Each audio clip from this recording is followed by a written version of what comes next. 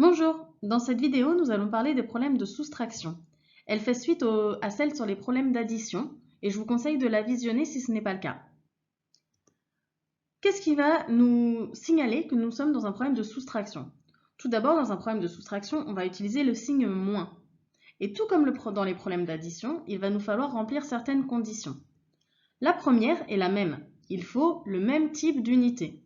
Des longueurs, des masses, des contenances, des durées, un nombre d'enfants. Donc je peux soustraire une masse à une masse, mais certainement pas une longueur à un nombre d'enfants. Deuxième condition, je dois connaître le total et une ou plusieurs parties. Ça veut dire que dans mon problème, j'ai déjà connaissance du total et d'une ou plusieurs parties. Enfin, je dois obtenir une partie, et cette partie doit être différente de celle présente dans le problème. Si j'ai une partie qui est semblable à celle qui est présente dans le problème, il s'agit d'une division et non d'une soustraction.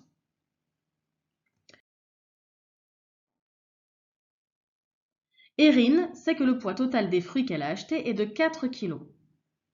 Elle a dans son panier 5 ananas de même calibre et souhaite connaître le poids d'un ananas.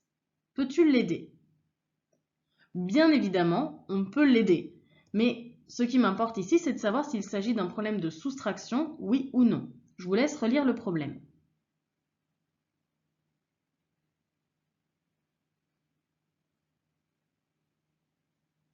Avez-vous la réponse? Eh bien non, il ne s'agit pas d'un problème de soustraction. On va voir pourquoi les conditions ne sont pas remplies. Tout d'abord, il nous fallait des unités qui aient le même type.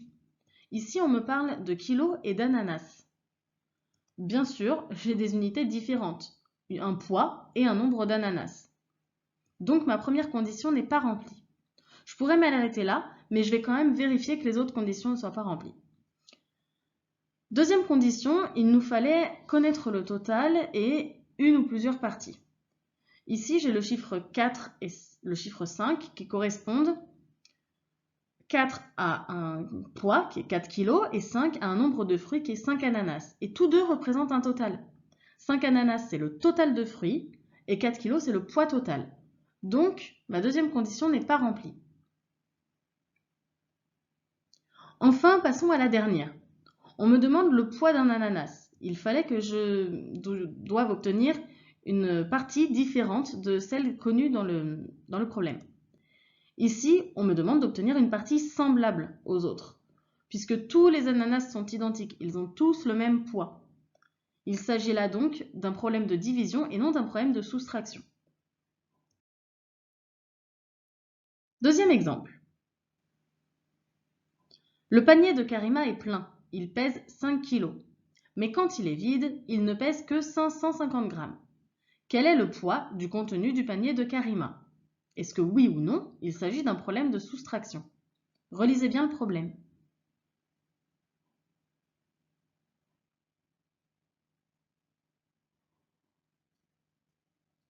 Alors, est-ce que c'est bon? Eh bien oui, il s'agit d'un problème de soustraction. Et on va voir nos conditions se vérifier. Première condition, on se souvient, il fallait qu'il s'agisse d'un même type d'unité. Ici, j'ai des kilos et des grammes. Eh bien donc, j'ai un même type d'unité puisque ce sont toutes les deux des unités de masse.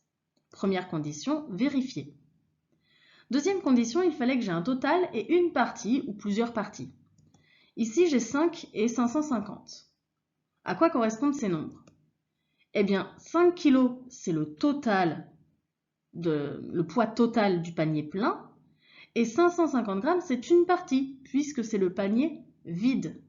J'ai donc ma deuxième condition qui est vérifiée. Enfin, je dois obtenir une partie différente de celle connue dans le problème. On me demande le poids du contenu. On me demande bien donc d'obtenir une partie différente de l'autre, puisque celle que je connais, c'est le poids du panier, et moi je dois obtenir le poids du contenu.